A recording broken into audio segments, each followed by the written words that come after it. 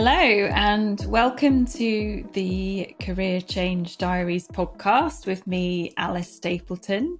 And today we've got something a bit different in that we are talking to John Lees, who is very renowned in the career change space. And John is a career strategist and author of 15 books on careers and work, including the best-selling How to Get a Job You Love, which last month was W.H. Smith Travel's Business Book of the Month. So congratulations on that recognition. That must have been quite cool to receive. So I first came across John through the training that I did with Firework. He's involved with Firework and all that they do around training career coaches. So thank you, John. Thank you for joining me.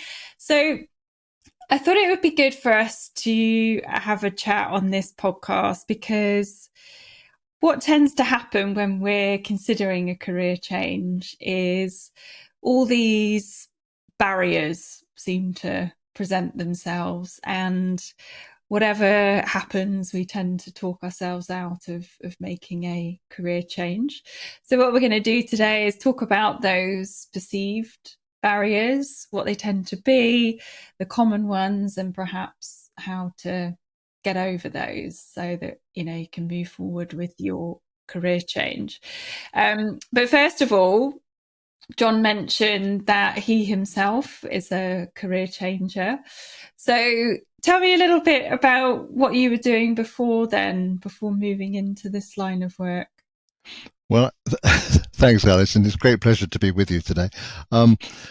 I spent about, a big chunk of time training recruiters, so working in the recruitment industry, training recruiters. And then for a while, I was involved in an activity where really what I was doing was writing quite high-level reports, and it earned me a lot of money, and I just hated doing it. And that was my first big revelation, really, was understanding that you could be using skills at a really high level and very successfully, but actually hate what you're doing. So that was, for me, was a useful thing, which I thought I would share, really. And there's something too I learned. Yeah, something I learned about, what it matters what you think about, what you look at, and the kind of people you're working with as well in terms of the context. So two big learnings for me I hope I've shared with other people as they've gone through career change. And what was it that you hated about it so much? That's a great question. I think I hated the kind of dry process of having to write quite high-level reports under pressure, under time pressure, knowing that they would possibly be torn apart by other people, and which I didn't feel like a very productive process. And I think I just think one of the things I was doing was working with people in a fairly sort of downbeat stage of their lives, if you like. And that was a good thing to do. But it was, as soon as I started working with people who had a bit more positivity and a bit more optimism about what they might like to do next in life, I realized that it's a completely different experience. So yeah, those two things probably stand out most for me. Well, I think I can identify with that, obviously. So I used to be a probation officer, and you are kind of coaching individuals who are there to supposedly change their behavior, but it's a very different vibe when someone doesn't want to change compared to perhaps when they do want to change. And as you say, just having that sort of slightly more optimistic view on life. So how did you end up going from that into what you do now? Right.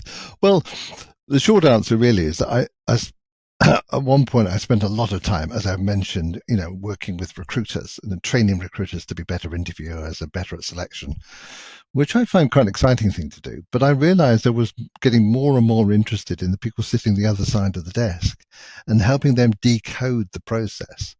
So I think that's sort of what started me and the idea of writing a first book about career change, and doing some sort of exploratory coaching work to test out ideas, yeah, what really interested me was the decoding that needs to happen, and the great help that career coaches can be to their clients when they really start to sort of take processes apart and say, this is what this really means. So, for example, a really good simple example is the almost complete lack of feedback that any of us get if you go to the job market. People fire off CVs and send in applications, and just thinking about a client I was working with just 2 days ago, lots of activity, zero response. so, but so you could say that, and most people understandably think, well, and this is a barrier, so it fits the big theme of our conversation. A lot of people say, well, that proves something. It proves I'm unemployable, or my CV is no good, or I'm too old, or I'm underqualified. Of course, it doesn't prove anything. Radio silence is just the common experience because employers are too busy to respond to anything, really. And it doesn't mean anything at all. So that's the first elementary step I'd offer in terms of decoding what's really going on when you dip your toes into the shark tank that we call the labour market. Yeah. Well, and it's such a shame that we do create those, I guess, those stories and those narratives, from those initial experiences, which then can shape your whole attitude towards getting a job or changing career. It's funny the stuff that we make up, perhaps, which then is not particularly helpful. So imagine those experiences really helped you, because you wrote quite a few books on interviewing as well, haven't you? One or two, yes, I have. But the very first book was the one I wrote, was called How to Get a Job You Love, and that's been the one that's gone through 11, 12 editions. And the reason I wrote that was that strangely enough, and you will laugh at this, Alice, when I wrote that book, I kept saying to myself, I do not want to be a career coach. That's the last thing I want to be. But I was genuinely interested. Yeah, I know you laugh. I was genuinely interested in how you apply some of the interesting ideas I was falling across in business life, how you apply ideas of creativity and creative thinking and applying imaginative processes. So I've looked at organizations that were doing that in terms of the way they worked and their brands and their products. And I thought, what happens if you use that reimagining and apply it to individuals? So the very first edition of the book was very, very strong on all kinds of wacky creativity, really, which I moderated a bit over the years. But that was what really interested me. So is it a barrier? I suppose it is, really, because it's sort of saying what I often say in the book, which is that we often try to use the wrong kinds of thinking when we're making a career change. So let me give you one simple example of that. We tend to overuse logical processing. So we tend to think, well, what I need to do is work out, sit at home quietly with the curtains drawn, work out quietly and carefully what job I'm going to be looking for in the future. What that job is called. And then when I've finally decided on that, what I'll do is a piece of project management and move towards that through a sensible job search process. Now, it's the wrong kind of thinking, because what is much more helpful at an early stage is to say, let's think of a bunch of ideas. Let's think of a range of things you can explore and discover. Let's spin a number of plates at the same time. So when I talk about creativity, I don't just mean imagination and the sort of fanciful end of things. I'm actually talking about using the right kind of thinking for the right stage of a process. Yeah. Well, then why do you think people are so reluctant to do that early on in the career change process? I think the main reason is vulnerability, which is a single word which captures a big piece of experience, isn't it? And there are stages in life where we feel more vulnerable. So, early stage of your career or when you're starting in a new role, but people feel especially vulnerable if they are about to enter a career transition. And that may happen because somebody's forced them into it through redundancy, or it might be that there's kind of an inner push that says, I need to do something worth doing. Or it could be other people, of course. But as soon as you go into that transition stage, and I'm sure you've seen that this with your own clients, Alice, people do actually become extremely vulnerable. So you're vulnerable to other people's ideas and criticism, and you're vulnerable to knockbacks. So self-talk becomes really magnified. We all do it all most of the time anyway. But when you're in a vulnerable state, the radar switches on and it's looking for negative information. So the example I gave earlier about radio silence is a good one, isn't it? Because we read too much into it. And the same thing happens as soon as you have any contact with recruiters, for example, or even other people, even family members can derail your ideas for career change by telling you it's not very realistic. So, yeah, I think it's all barriers all come from this unacknowledged vulnerability, really, that says, I want to do something risky. Well, and I suppose when you're feeling vulnerable, that might be when you think, right, I need to sit, as you said, sit down and just focus and think of one that one thing. It kind of makes me think of the black and white thinking that sometimes we can get into that holds us back. I'm often, as I guess you're saying, encouraging clients to just be a bit more playful and a bit more creative to begin with, and explore lots of different options. But I think, as you say, when you're feeling quite vulnerable, your brain just wants, just that one thing with certainty and not that much risk. And you can't just go off and explore loads of different things. That's far too kind of out there and in the grey. So yeah, we kind of get a bit arbitrary about it, perhaps. Okay, so thinking more specifically about these barriers. I mean, I think obviously in my practice, I've come up a fair few common ones. But from where you're sitting, what would you say are the kind of top 2 or 3 barriers that seem to really hold people back from moving forward with a career change? Yeah, I think of them as constraints, constraints that hold people back and stop them making progress. They're quite wide ranging, but I suppose one of some of the big ones are about money, or a perception of money, or a perception of risk. The second one is what's it's kind of, it's a well recognized thing that everything that I've invested in my career so far is going to go to waste if I make a change. Lost investment fallacy, or whatever it's called, and that's a really interesting one, because of course that again turns the world into black and white in exactly the way you described, and says, well, either I carry on doing what I'm doing, or I do something really low paid and risky.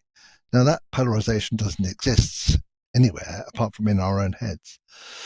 The third constraint really, I think, is to do with confidence, and it's taken me a long time to learn this.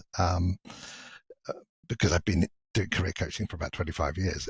But really, this year more than any other year, I've suddenly had this, you'll think this is completely daft really, but I had this moment of clarification where I thought, well, actually the hardest thing that anybody has to do when they're making a career change or even looking for a job, the hardest thing is to learn how to talk about themselves.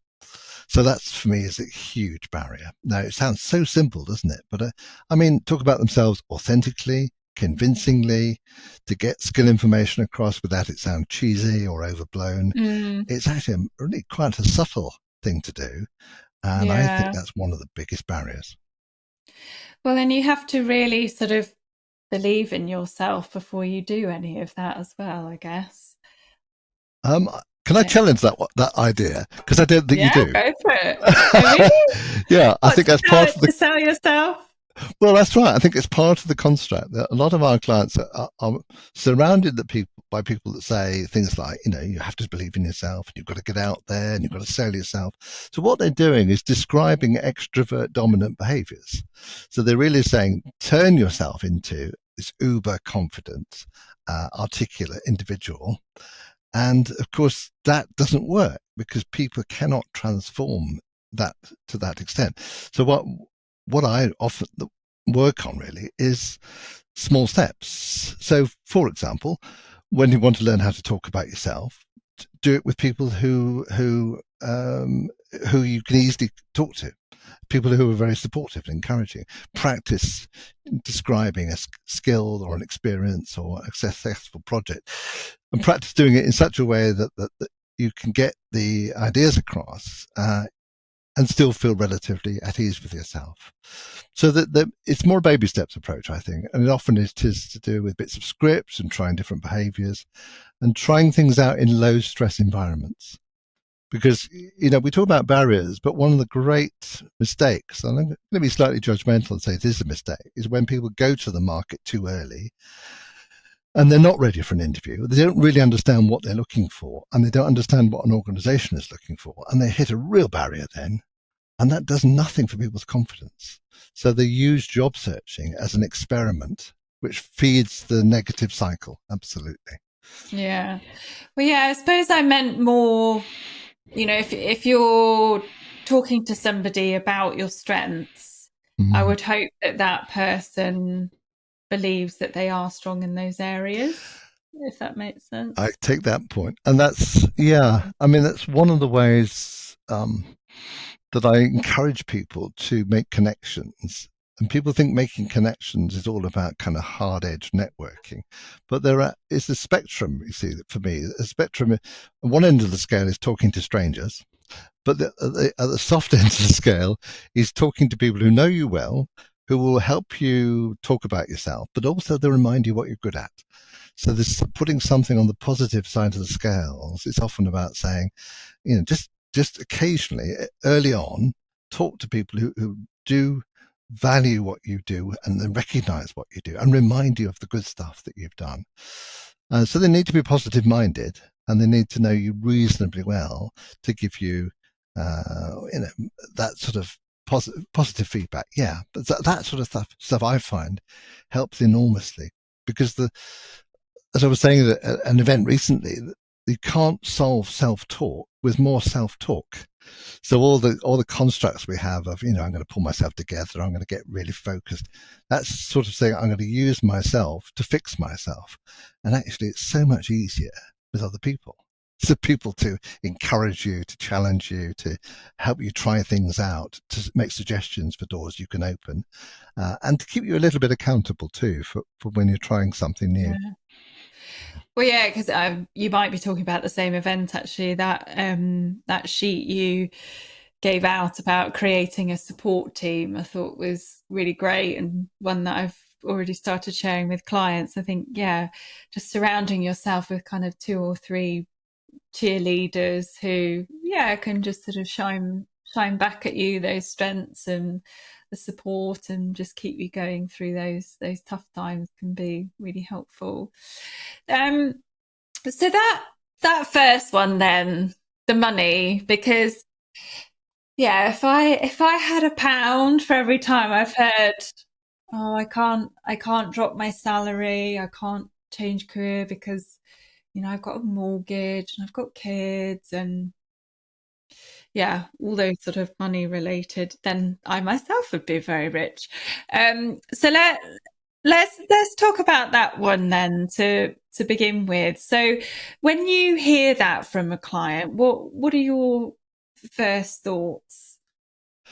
Well, I have to say, I know that it does actually throw a lot of coaches, that one, but maybe because I've heard it a lot of times as well, I sort of think this is great. This is an important conversation because now I'm going to start to work out what the parameters are for real change and real exploration. Because in a way, if you don't have that conversation, then the issue gets hidden away, and it gets. But being hidden away means it actually gets in the way of progress. So I talked earlier on about applying the right kind of thinking at particular stages in the process. What we're often trying to do is use the wrong kind of decision making. So let's say, you're having a conversation with a client about moving into the third sector. And the answer is no, it doesn't pay well enough. That's using the wrong kind of decision making because it's using yes, no far too early in the process. You don't actually have to make a decision about any of these things until somebody offers you a job and you have to put ink on paper.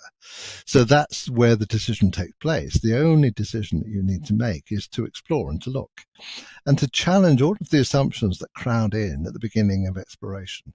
like the assumptions that in order to change career, I'm going to have to drop a few rungs down the ladder, or I'm going to be paid less, or even the assumption that money is the most important thing here. Because one of the things I have learned, and it features in one of the exercises in my book, is money is actually a very weak motivator. And there's a lot of evidence that supports that idea. So just giving somebody a pay rise, for example, doesn't really affect their work performance for more than about 3 weeks. If people feel underpaid, then it's dispiriting. Now that's interesting, because if they're going into possible new areas of exploration thinking, well, I'm going to be underpaid, they're already feeling dispirited before they start looking. So much better to do open-minded stuff and says, let's have a look what's out there. Let's have a look where my skills and experience might be useful. So, and put aside any of the initial assumptions about it, there's nothing there, or it'll be low paid, or I'll have to start at the bottom, because that is junk evidence. It just comes from fear, just comes from, putting another kind of decision in the wrong place, and the decision that's fighting for airspace is, I don't want to do this. I don't want to risk anything. I don't want to look even, because looking, it feels so risky. So money's a really important one. But if you turn black and white into grey and look at intermediate possibilities, it's interesting. And it's certainly a lot of my clients, when they've gone through that barrier and started to really look, they find there's a much wider range of opportunities than they originally assumed. Yeah, that was going to be my question. So let's imagine somebody starts looking perhaps in the third sector, which I guess, that's an assumption in itself, that that's the only place you can go for meaningful work. I think often I'm having that conversation with clients that, having meaningful work doesn't always equal charities and that sort of thing. But anyway, so let's assume someone thinks, right, okay, I'm just going to park the money for a moment. I'm going to explore, going to get curious. What do you then hope happens when they start doing that? Well, I think is implied in that suggestion there really is that what clients do, perhaps with our encouragement, is they start to look at work as a set of ingredients. So money is one ingredient, but as we say, it's a far stronger demotivator than a motivator. So even if you accept, yes, that money is important, what else matters? So it's looking at some of the other ingredients, things like variety, pace of change, supportive and smart colleagues, applied creativity, the whole range of key components, if you like, that makes work interesting. So certainly something I was trying to do is to sort of have a components approach that says, let's forget job titles and forget even where the sector is. Let's look at the component parts. Because I fully agree with you that people make huge assumptions about where satisfying work is. And the analogy I often use is, if you're going to just stuff envelopes all day, it doesn't really make a difference whether you're doing that for an animal charity or a big bank. You're still stuffing envelopes. So the reality of the work experience also matters in terms of, what it's for and what it enables and how close you are to end users and all of those things. Yeah. Mm. Yeah, because I think I heard you say once, or use the phrase about like getting a healthy deal.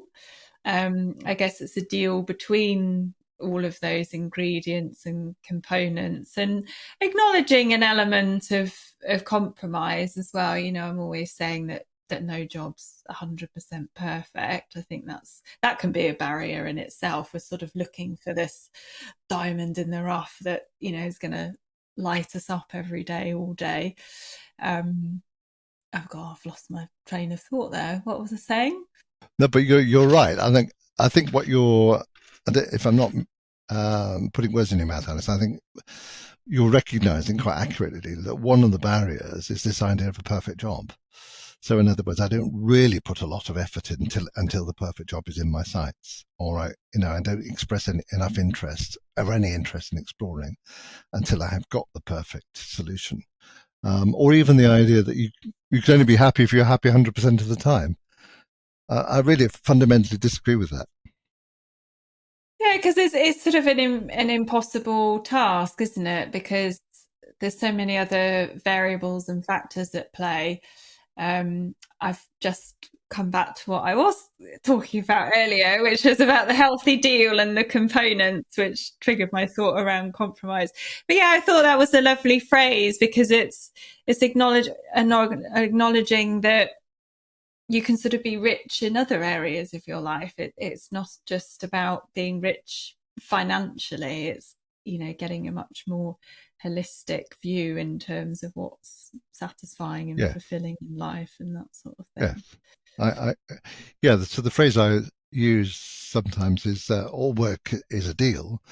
It is a compromise between what you want to get out of life and what an organization wants to get out of you. But the idea that it's a healthy deal rather than perfection is a very important one, because otherwise you've got this sort of idea of a sort of far off destination that's really exotic and expensive, and only the richest or smartest people in the world ever get there. And because of that, you can say, I'm never going to even set out. I'm not even going to take one step outside my front door, because I'll never get to that perfect place. So if you accept that it's a deal, do you remember I talked about a few seconds ago about how much time, you can't, you're very unlikely to be in a role which is anything like 100% satisfying. So, but then it depends what you do when you hear that information, because what I'll follow that up with is to say, actually, if you're happy in work and work is well matched to your skills and values and interests for 3.5 days a week, that's about 70%, then you're fine. Because the rest of it is paperwork or boring meetings or whatever. We can cope with it, as long as that the majority experience, if you like, is reasonably well matched for the moment. And there may come a time, 2 or 3 years' time, when we've got everything we want to get out of that experience, and it might be time to move on. So again, the idea of the perfect job is one that will keep you happy forever. That's a crazy idea, isn't it? Yeah, absolutely. Because what seems to happen is once the challenge and once the learning tapers off, which is going to happen in any role, I think people then get really concerned that that means, oh, this is the end of this career. Um, I mean, Wow. I think for a lot, Yeah. I think for a lot of people, sometimes it's unsettling because they look at what the next step would be organically, and they think, well, I really don't want to progress with this career any further. I think that can be quite unsettling. Yeah, yeah, it's an interesting concept. If you're okay for 70% of the time, Three and then a half days maybe a week. that's good It does enough. seem to Yeah. work, I have to say. I mean, let's just tie this down a bit more, because do you remember I said earlier when I used to train recruiters? Well, one of the tools I developed is called the 3-minute motivation exercise, which you've probably tried, Alex. You've seen it at least. The reason I developed that a long time ago was that I was working with recruiters who were saying, well, we're interviewing these candidates and we're finding them jobs that pay a lot more than their current roles, and when they come to that moment where they have to resign their old job and start a new job, they back out. And my conversation with them was to say, well, yeah, but you're only talking to them about the pay bump they're going to get. What else are they interested in? What are the key ingredients for them, the motivators, if you like, that will keep them happy, not just in the first 6 months of the job, but maybe for 2 or 3 years. And they hadn't asked the question, so they hadn't sort of said, money aside, what do you like to get out of work? What really works for you? And that's the key question. It's looking at the whole set of ingredients. And yeah, money can be a big part of that, but there will be other elements as well. And for some people, as you know, money is actually not a big deal at all, as long as they're reasonably well paid compared to their peers, and reasonably well regarded and supported, and get appreciation and encouragement and feedback and learning. Those sort of things really matter. Then Yeah. they're going to be perfectly happy. Yeah. Well, yeah, and I think people can. survive on less than they think as well. I think sometimes we think we need loads of money, but actually with a bit of financial planning and actually looking at the numbers, especially with tax built in and everything, I think a lot of people realize, oh, there is more room for maneuver here than I thought. And also getting a bit more creative about how they manage the transition itself. Not expecting them to, finish this career on Friday, start this brand new career on Monday on the same salary. That's going to be quite tricky. But if you see it more as a sort of longer term plan, where that transition can be a bit more fluid in how they manage it financially, then it opens up a few more options for people, I find. Yeah, I think that's right. Again, it's the way we like to turn complex reality into a kind of cartoon form. So it's either A or it's Z. There's nothing in the middle. And if I'm going to change career, yeah, I'm going to resign tomorrow and I'll start the new career on Monday. It's interesting. Almost every journalist who wants to talk to me about career change, the story they want to hear is the accountant who becomes a zookeeper. I like that one, A to Z. And I think I did actually have a client that did something like that. But literally, they want to hear stories about somebody who gives up chartered accountancy on a Friday afternoon, and Monday morning they start as a zookeeper. But of course, And that they're doesn't. paid the same. They're paid the same. Of course, Yeah. that rarely happens. It does happen, but it doesn't happen overnight. It's always a series of explorations, and when you dig into it, they've spent a lot of time exploring and connecting and trying things out, and maybe even having a bit of a side hustle in a new area of work. So I think it's also important to say that we we live in a world where we have the biggest range of career choices that anybody's ever had in human history. I mean, tens of thousands of different types of jobs, let alone vacancies. Um, and I don't want to overplay that because I know some people do find it difficult to get into work. But nevertheless, it's still true that career change is a much, much bigger feature of human life now than it was, say, 50 years ago, where it would be really surprising for somebody to break out of a career. Now people seem to do it quite instinctively and naturally all the time. And Yeah. the good news about that is it's always somebody else who's tried it before you. There's people we can tap into to say, you made a big change. How did you do that? So the resources are there. Yeah. Yeah, I always think it's such a great idea to surround yourself with other career changers just to normalize it a little bit more. Because interestingly, even though, as you say, it is becoming more common, when I speak to clients, they seem to be the only one in their circle, their social circle, contemplating it. So that's why I think it's so great for them to surround themselves with other career changers, because in their world it does feel like they're the only one, and that it's a very sort of risky, brave, um against the grain type thing to do, especially if the parents and the parents social circle have not really changed that much either. It can feel like it's, yeah, I, th- I hadn't strange quite thing thought of to do. that before, and that you're right. Instinctively, I know you're right and that plays into what I meant about vulnerability. And it's the Mm. phrase I often use is be careful who you share new ideas with. But it's just the same when you talk to people who've started a complete new business or come up with a new concept or a new idea. They go through the same thing. So, and they find that if they talk to their family and friends, people will say you'll never make money out of that. Surely somebody's come up with that before. You don't have a business there. So I think there are parallels, but I do really strongly believe that, yeah, we have to be careful. Our clients need to be really careful who they share these ideas with, because what happens is they get sort of very unhelpful negative feedback and constructs like, you should be more realistic. Now, I always say the word realistic is the most dangerous word in the career changers vocabulary because it Yeah, doesn't mean yeah, anything.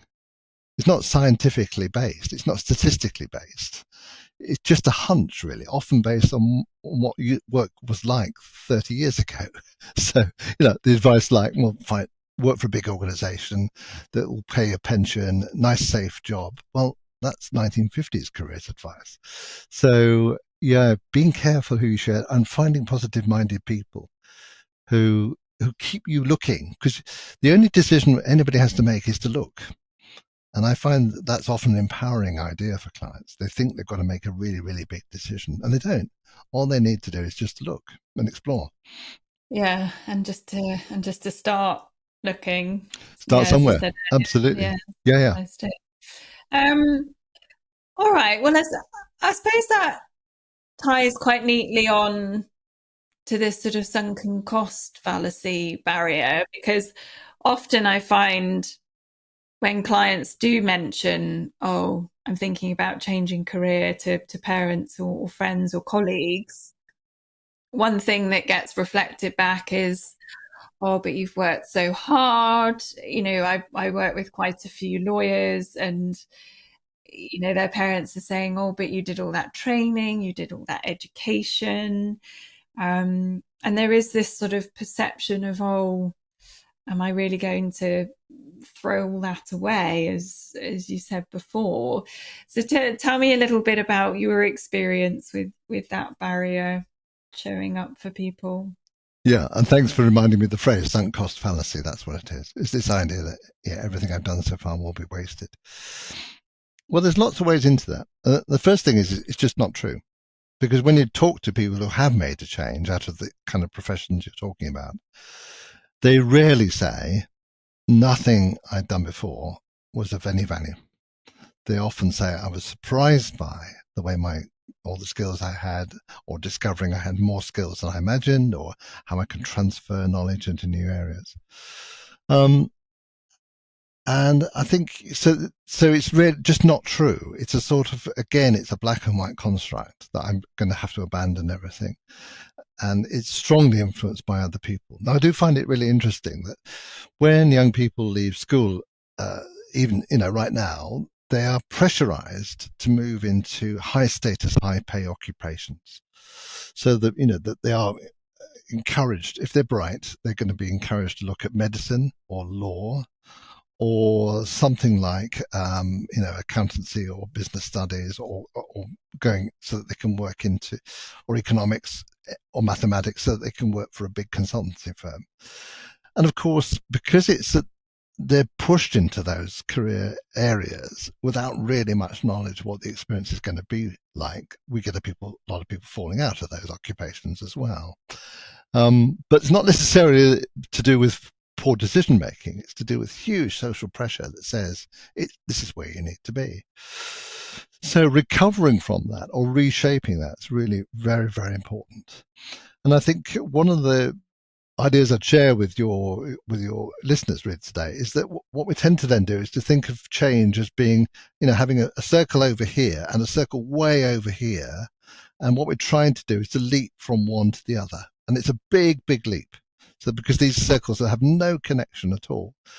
And often the interesting thing is what happens if you look at the circle in the middle. So if you make an adjoining circle that overlaps, so let's take your example of law. If you're interested in going from law into working with, let's say, the environment, what's the overlapping sector? Where can your your thinking skills, your underlying legal knowledge, your negotiating or communication skills, your analytical skills, where can they be used in the middle circle?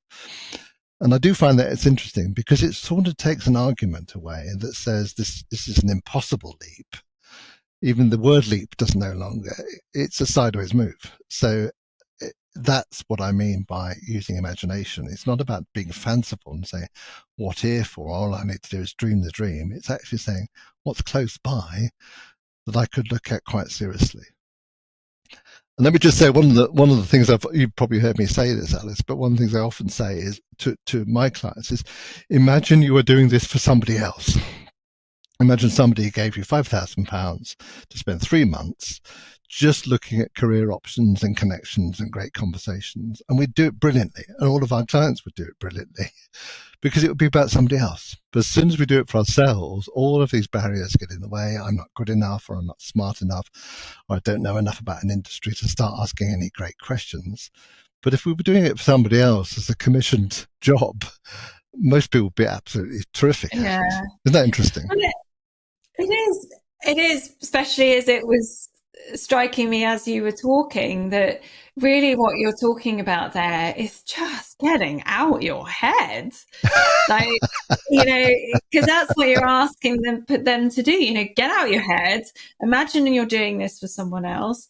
And then lo and behold, we turn into these very proactive, action orientated, creative, resourceful people, which I guess is the big leap for people. It's getting out of the sort of the noise and the chaos and these are all the reasons why I can't do this, kind of just parking that for a minute and actually stepping into a place of, well, how could I do this? If this was an option, let's assume it is an option, then yeah, as you say, what's the circle in the middle? What are the little overlaps on each edge?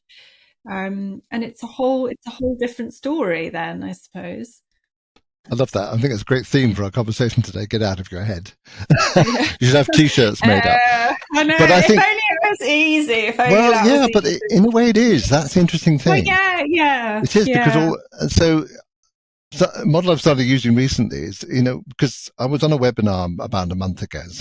Somebody, a member of the public, said to me, "Okay, you want to make a career change, John? What's the one thing you have to do right away?" And I had to think on my feet. And my answer was, you have to do two things at the same time. You have to start self-awareness, so understand what you're good at and how to talk about yourself. But at the same time, and that's why there's a two-step thing going on here, you have to start looking outwards. So you can't have this model of I'm going to do loads of reflection and discovery and loads of exercises, and then 3 or 4 months down the line, I'll start looking. No, you've got to start exploring immediately. Why? Because it changes your visibility, it builds your confidence, you start to practice talking about yourself, but you actually discover the reality of what work is really like through other people, through conversations. So rather than it being a theoretical thing inside your head, to pick up your phrase, it starts to become an external reality that you can test. So that it's a great phrase, isn't it? I think it's part of the firework program. It's sort of market testing or really testing things out to see if an idea bears out in reality. And the lovely part of that process is you can only do that through other people. You can do a little bit through desk research, but the best results come from other people and having great information interviews, great conversations, just following your curiosity. It does loads of things, like you learn the language to talk to other people, you learn how to describe your own skills in ways that other people in new industries will understand. But fundamentally, it also changes your visibility so that people make connections on your behalf when you're not around. So lots of big ticks there. Yeah. I'd always say, word of warning on that, ask more than one person.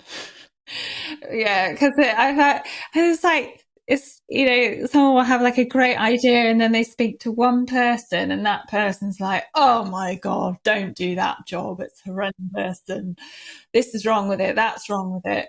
And then boom, that whole career completely off the table for that person. So I'm always saying, okay, maybe just talk to one or two others because you might get a different story.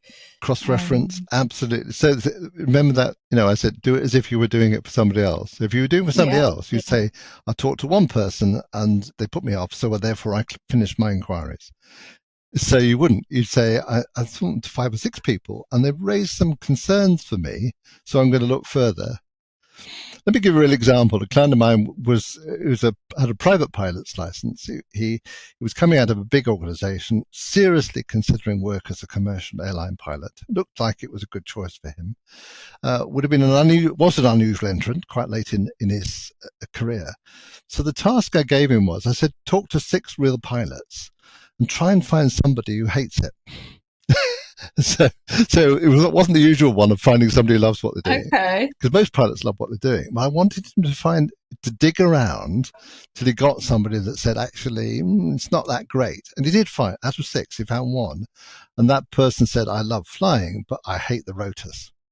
I hate what it does to my life.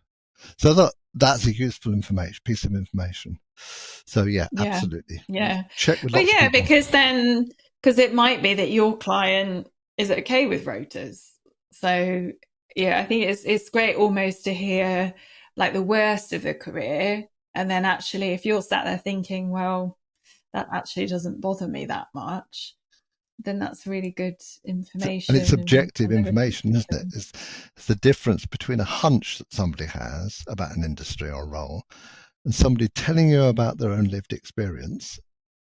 And lots of people telling about their own lived experience, you just learn so much more. So when you want to make a really important decision about, do I go further here? Do I actually want to shape up all of my evidence and start applying for real roles? Then you're much, much more informed. And also you're starting to speak the insider language of a new industry. So people think Mm, of this as a kind of fanciful, exploratory, time-wasting step, and it really isn't. It's information gathering. It's a better kind of decision making, and yeah. it has a huge impact in terms of better quality, multi-strategy job searching. Yeah. Well, and then you're so much more confident in the decision that you make because it doesn't feel like you're just, you know, sticking your finger in the air and just hoping for the best. So, okay, I'm conscious that we've sort of veered off the sunken cost fallacy a little bit. Do you think there's anything else that you would add on that barrier that might help people just sort of Yeah, I shift would the say way they look at that one? turn it from a problem into a challenge. So it's asking the question, okay, well, how are you going to use most of your skills? How are you going to translate what you know so that it is useful? How are you going to identify in a completely new sector? How are you going to identify the roles where you can be using, let's say, 50, 60, 70% of your existing skill set? And of course, the answer initially is, well, I don't know. And then the next thing is, you've got to look. So it's that if you go into a change with the assumption that it's going to be a poor deal, that's what you'll get. You will get less inspiring work. You will get lower paid work simply because that's you're presenting yourself as a completely undifferentiated candidate. So you're really saying none of my previous experience matters, not relevant at all. Therefore, consider me as a market entrant. Well, that's a really poor message, isn't it? Yeah.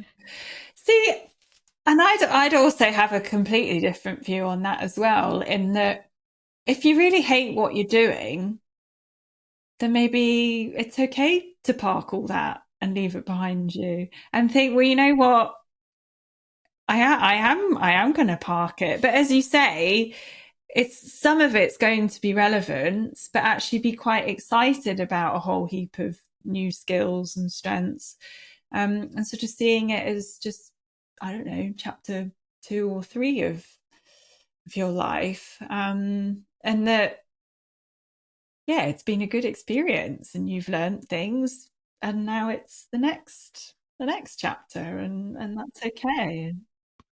And that takes me back to what my own story about my own realization that I was using skills that I didn't enjoy using.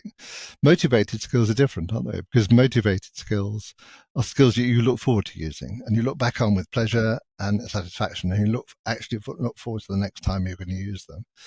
So that may be helpful to people listening to this. It's to think about what are you going to take with you and how many of those are skills that you actually enjoy using, and then how can you enjoy using those skills in a slightly different context or even in a radically different context?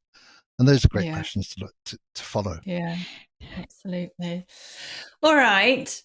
And the third one you said was confidence. Mm. So tell me how you see that as a barrier. A long time ago, somebody in the university sector said to me, well, we do two different kinds of career support work in the university, John. She said, we have some of our students get career counselling and some of our students get career coaching. And I said, well, what's the difference? And she said, well, the ones with confidence issues get the coaching. And I thought, well, that's not going to work, because anybody that's going into transition, anybody that's at the beginning of a career, they have confidence issues, because it's kind of built in, because it's all part of how do I talk about myself, how do I even do something simple like walk into an interview room without falling over and dropping my papers. How do I when I'm talking to somebody about their industry, when I'm doing an information interview and they say, well, what about you, what are you looking for, how do I have something authentic to say? So many layers of this, yeah. And I think, again, what people look for is a kind of total transformation. And what I tend to offer and suggest is small steps. So a good analogy, a client I was working on with a few days ago, preparing for a high-level interview, and it's the day before the interview. So I said to her, I'm not going to give you 30 things to remember tomorrow. I want to give you 2 things to remember. So focusing on just doing 1 or 2 things differently. And I would say, if you're at the beginning of a career change, then one of the things to focus on is having the confidence to keep your message really simple. So you don't actually have to say much about yourself, on why you're looking and what your background is. You can have the confidence to say, I'm exploring. You might say, this is my background, I've been doing some of this, but I'm exploring and I'm really interested in, and I've discovered these interesting things and I'm curious to find out more about. So that's what I mean by script.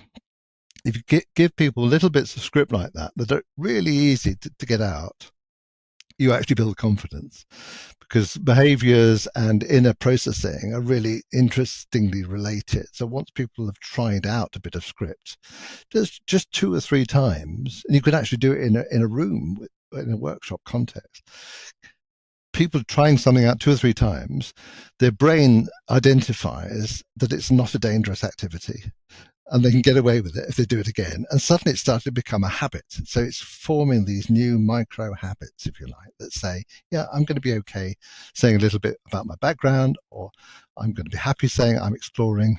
And I'm a big fan of that. You're not saying to somebody you need to become a confident person, because how does any of us do any of that, really?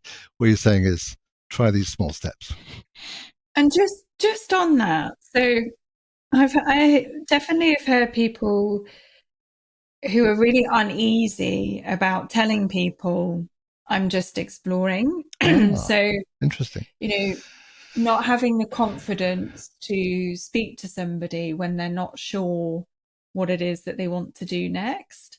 And why do you think that feels like a dangerous thing to do? I wonder, psychologically, why do we think that saying to somebody, oh, I don't know, I'm not sure, why that feels like a scary thing to do? Well, I think your language points us to the right areas.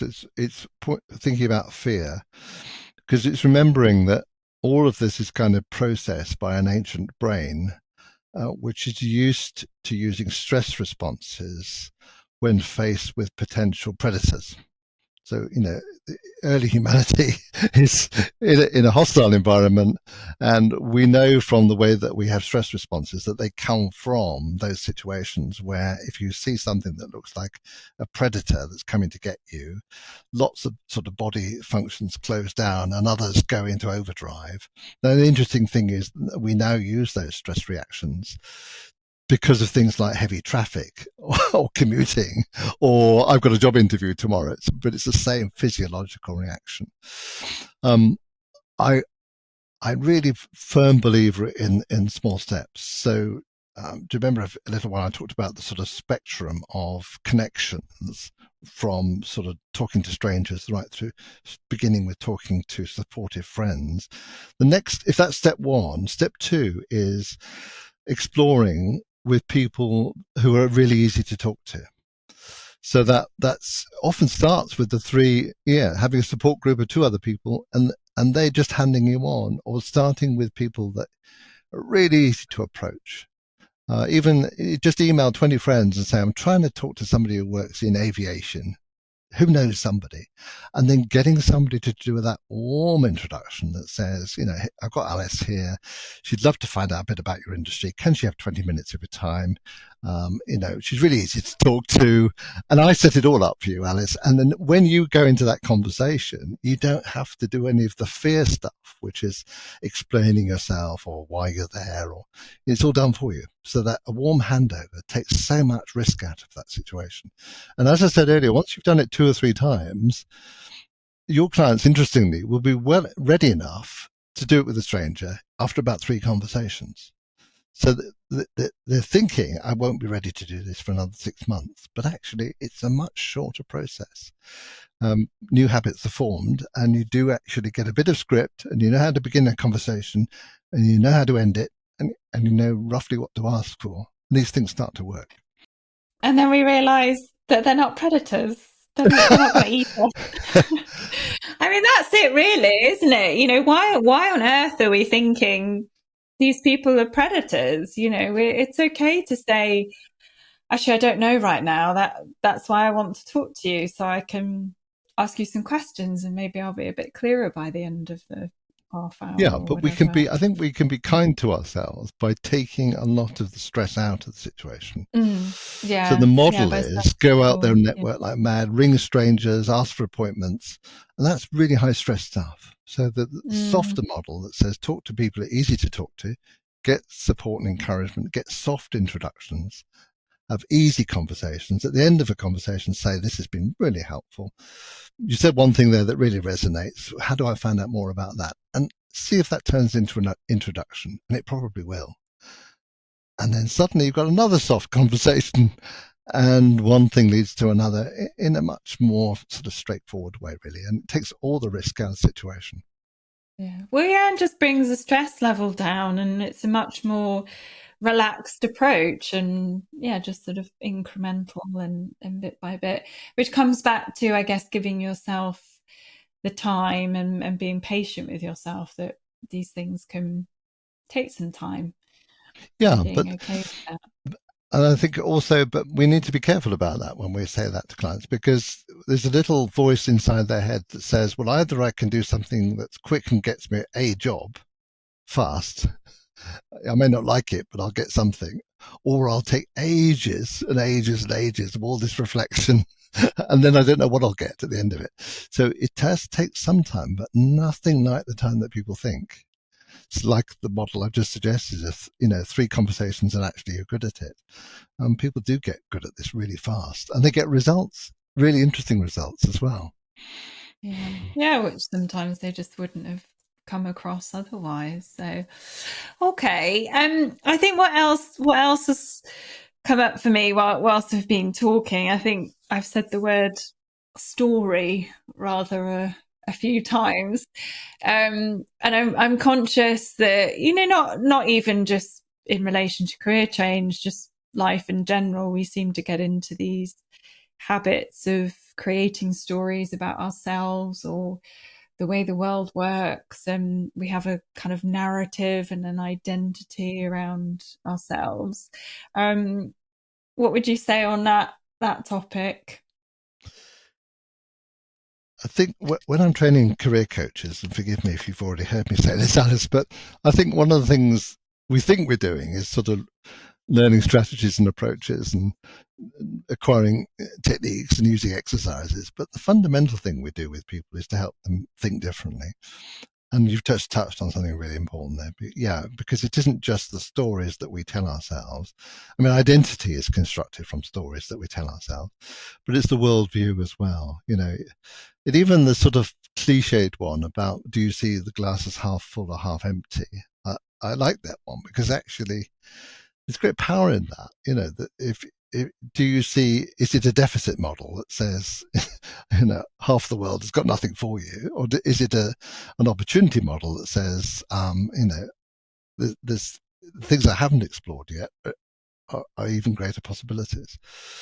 And it's quite an important one, because it starting out with curiosity, I think, is the most powerful driver for career change. Probably worth saying that twice, isn't it, for this audience? Curiosity is so important, because curiosity is the thing that will encourage you to set up a conversation and to pick up the phone or to send an email. It will drive the beginning of a conversation because you really want to know, and there are answers to questions and that matter to you. And therefore, it starts to become a new story, I suppose. That getting stuck in an old story is one of the ways that people really are constrained in career change. I can't see myself doing anything else. But strangely enough, those are also the people that tell you how miserable life is. But to say, I wonder what else is out there. I wonder what's around the next corner. So the picture I often use is think of it like a maze. And the thing about a maze is you just don't know what's ahead. You could turn one corner and the treasure is there. Or it could be 7, 8 corners and lots of conversations, and then you'll find something. But that doesn't necessarily mean that all those corners are a waste of time, because if every point of that is an interaction, then it's so much more that you learn. And there's such an amazing number of interesting people that you meet as well. Oh, I love that. I think that's great because that makes me think. Just enjoy the game, like enjoy the process, enjoy the journey. It doesn't matter if, as you say, you turn left and it's a dead end. You've learned something and you change direction and see what's there. It's just a kind of looser approach to it all, I suppose. Yeah. It really does work. I mean, I used to do lots of stuff with much bigger audiences. Most of my audiences are online now, and I'm sad about that because I'd rather have a room full of people. But let's say I was doing an event in London with 300 people in the room. I'd usually end the event by saying, talk to the person sitting next to you and ask them why they're here. And that is interesting. Out of 300 people, about 20 would immediately rush for the door because they don't want to talk to anybody. And the others would happily engage. And I can tell you this, every single time I've done that, somebody has found me 2 hours later in a hall or wherever I am, and they've said to me, John, I've just had the most amazing conversation. So it just means that even in a relatively small context like that, and those are the people that found me. There will also be people that had great conversations, or useful, productive, helpful, curiosity satisfying. But at least one every time says, I think I've had a conversation that's just changed my life. Tells you something, doesn't it? Yeah. And I didn't do that for them. All they had to do was talk to the stranger next to them and say, why are you here? What are you looking for? Yeah. Well, yeah, just see what the story is. Very interesting. All right, John. Well, thank you very much. I think that's been very interesting and very thought provoking. Love the maze. I think that's going to stick with me. And I'm hearing, yeah, look at it with curiosity. Yeah, just to kind of loosen it all up and be a bit more playful and have conversations and start small steps. Well, yeah, and I liked what you said about the sunken cost fallacy, that there's so much that you can take from what you currently do into what you do next, whether you feel that it's relevant or related from where you're currently sitting. Yeah, and just seeing the whole money barrier in a completely different way, getting out the black and white, stepping into the grey. Yeah, being creative about how you can make it all work and what all those little ingredients need to look like to make up a very tasty meal, perhaps. All right. Okay. Well, thank you very much, John. Lovely to chat to you a bit more. Yeah, and just a reminder, so there's a new edition of your book out at the moment, isn't there? Yeah, How to Get a Job You Love from Pearson. It's got a yellow cover. That's the one to watch out for, and that's the latest book.